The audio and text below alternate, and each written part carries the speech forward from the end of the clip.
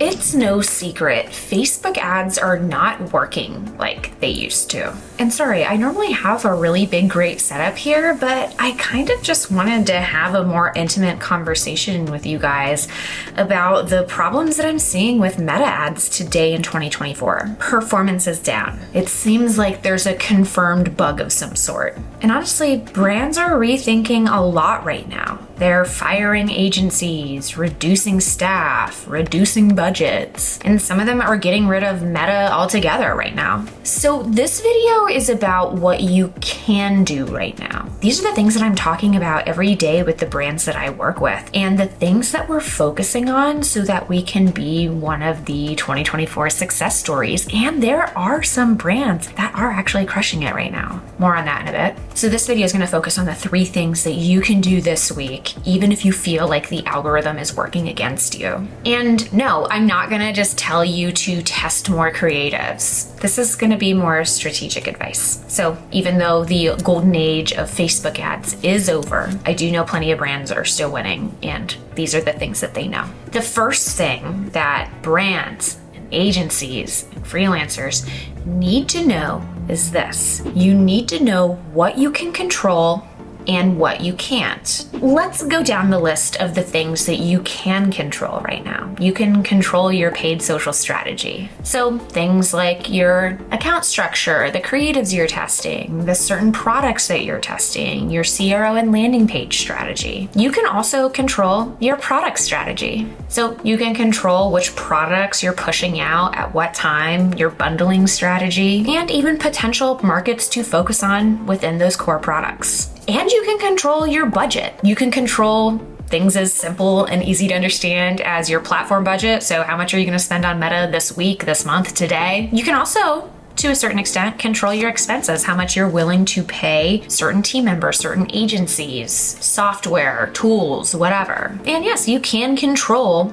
the number of people that are on your team and what they're doing with their day to day. I know the budget conversation tends to make certain team members feel uncomfortable, but at the end of the day, that budget is something that you can control. The fourth and final thing that I feel like we all need reminded of that is well within our control is communication is within our control. So the communication within your internal teams. It is within your control to let your team members know, hey, we're seeing a softer performance on Meta today, last few days, last few weeks, and also letting them know the type of chatter that you see in your online communities, like Twitter, for instance, or inside of your paid groups, like the Foxwell membership. And being as open and transparent as you possibly can with your team members lets them know that you're on it. It's the same thing when working with agencies. To be honest, teams with bad communication will absolutely be the first ones to get cut. And the golden rule that I'm always following when working with external team members or with agencies is you have to be honest, you have to be proactive, and you have to make a plan, even if that plan requires research and dealing exactly what type of research you need so that you can make an informed decision. I've never gotten angry at a team member for saying, hey, actually, I need to look back at some data points, or I need to talk to a few other team members to get their opinion so that I can make a more informed decision. You should never feel like, especially in the moment on a client call or in a meeting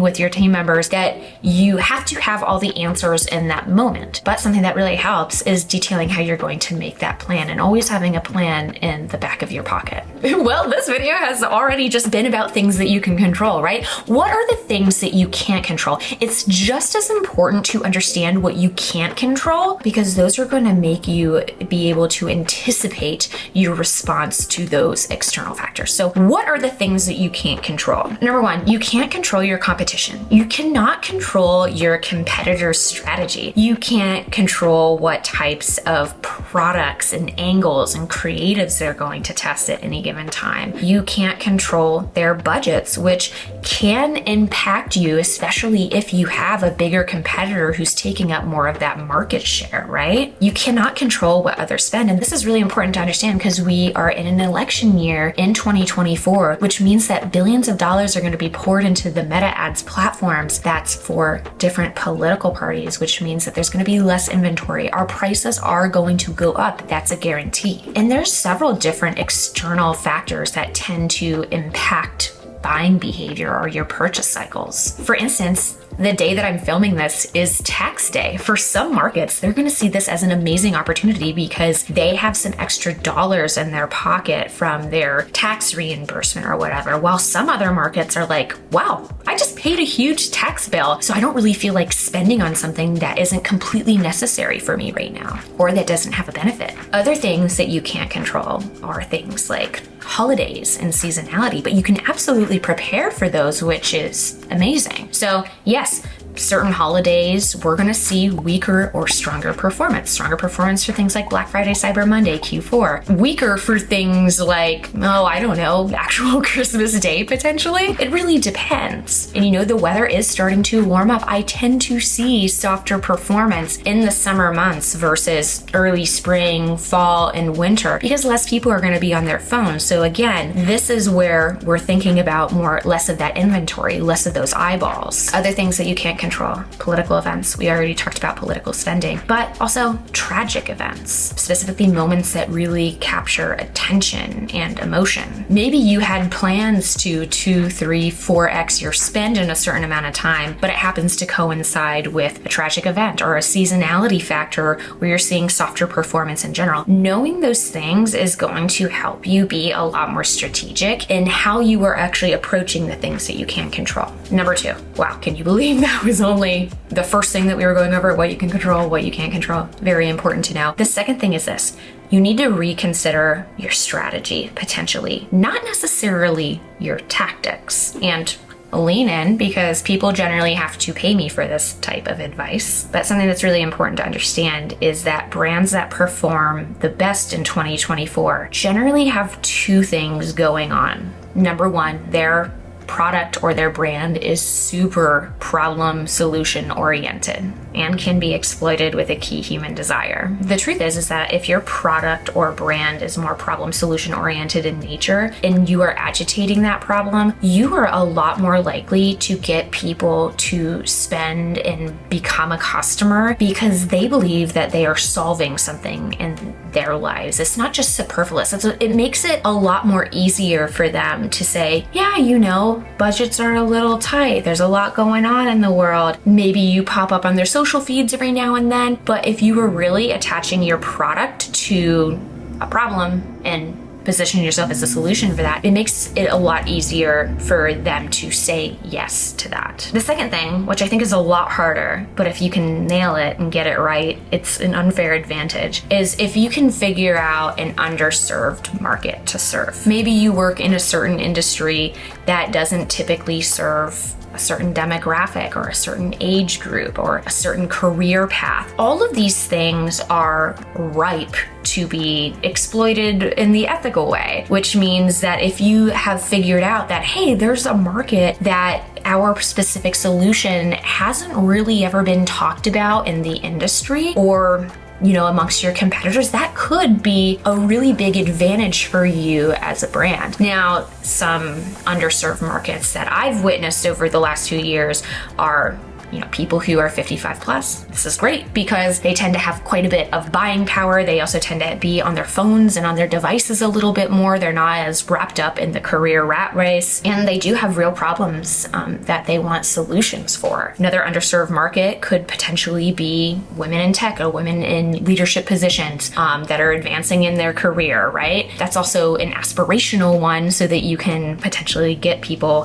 ahead of when they're actually ready to be in that market. But to be honest, if your brand isn't really focused on one or two of these things, ideally both, then I really think that you are going to struggle in 2024. And I do not have a magic antidote to make that better for you. So clothing brands and apparel brands and accessories brand, for instance, that aren't a little bit more problem solution oriented in nature. This also goes for skincare and beauty brands. I think that that's going to be quite a bit tougher over the next few months, especially as inventory is drying up a little bit more, and as honestly, people are trying to be outside. They're trying to enjoy without spending as much time on their phones and money. So my suggestion here is you really need to dive deeper on your customer. See if there's a new market to explore. And as far as your creative strategy, yes, this is an excellent time to test as many problem solution oriented hooks and angles as you can. And number 3, on the topic of creative strategy, it is the time to focus your creative strategy a little bit more and be a lot more strategic with it. So a lot of brands and even agencies that I've worked with over the last few months, I've really noticed that a lot of them are kind of on the hamster wheel of turning out content, and they aren't taking a super strategic approach to prioritizing creative tests. It's a big problem I see in the industry in general is it really does feel like there's a quota to be met, and they're trying to meet that quota, and sometimes quality really varies amongst the different types of creative tests. And if you find that your team is in this negative cycle, check out the performance creative course that I made. It's a great antidote for that. But there are 2 key areas that I suggest that you really step into and make sure you have your bases covered. Number 1, when I begin working with a brand or when I'm analyzing a brand's creative strategy, I always make sure that they've tested out all of the key formats that we know perform well on paid social. And I feel like you guys have heard me say this a million times, so excuse me if this feels a little redundant, but I do often suggest doing rapid format testing. There's a few reasons why I suggest this. Number 1, Meta's new hook rate is more like 1 second. So how your ad shows up visually on someone's phone is going to be a huge determination in overall performance. I also find that different formats inherently lend themselves to different parts of the overall marketing journey. Some are going to be more problem aware, some are going to be more product or even brand aware, and some are really just getting the people that are almost on the ledge, right? They're getting ready to buy, but they just need that extra push. Also, I find that teaching formats is a lot easier to teach team members, and teaching them how to identify those different formats is way easier than trying to give them some bigger, broader lesson based on where they are in the marketing journey. I often find that that's a little harder to grasp over the short term. But if you can start with the formats and then envelop messaging and more imagery tactics later on, teams tend to get it a lot more. Now, number 2, underneath this creative strategy focus, you need to consider your scale and which part of the marketing journey your